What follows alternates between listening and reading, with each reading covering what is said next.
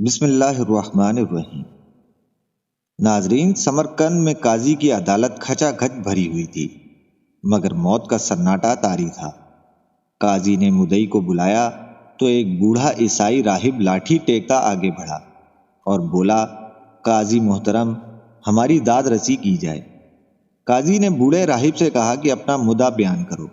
بوڑھے عیسائی راہب نے کہا کہ قاضی صاحب، مسلم سپہ سالار نے اپنے اسلاف کی روایات سے روگردانی کر کے ہمارے شہر پر قبضہ کیا ہے، جبکہ اس سے پہلے مسلمان اگر کسی شہر پر حملہ کرتے تھے تو پہلے اہل شہر کو اسلام کی دعوت دیتے تھے اور یا پھر انہیں جزیہ دینے کا کہتے تھے، اور اگر ان دونوں شرائط سے انکار کیا جاتا تو پھر اس صورت میں اس شہر سے جنگ کی جاتی تھی، لیکن سمرقند کے شہر کو ایسی کوئی پیشکش کیے بغیر ہی فتح کیا گیا ہے، ہمارے ساتھ انصاف کیا جائے۔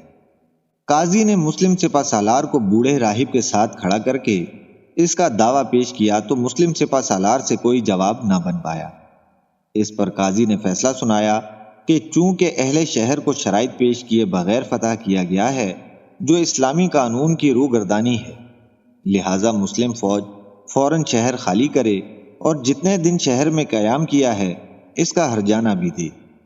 یہ فیصلہ سن کر بوڑھے راہب سمیت اہل سمرقند سناٹے میں آ گئے۔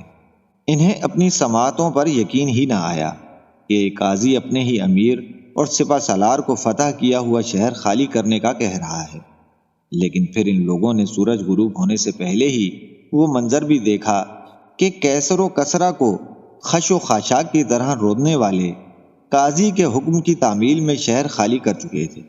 ناظرین کرام، لیکن اس واقعے کا اگلا دن اس سے بھی عجیب طلوع ہوا، جب لوگوں نے دیکھا کہ وہی بوڑھا راہب اور اہل شہر اسی مسلم سپہ سالار کی قیادت میں نماز فجر ادا کر رہے تھے جس کے خلاف وہ کل مدعی بنے تھے۔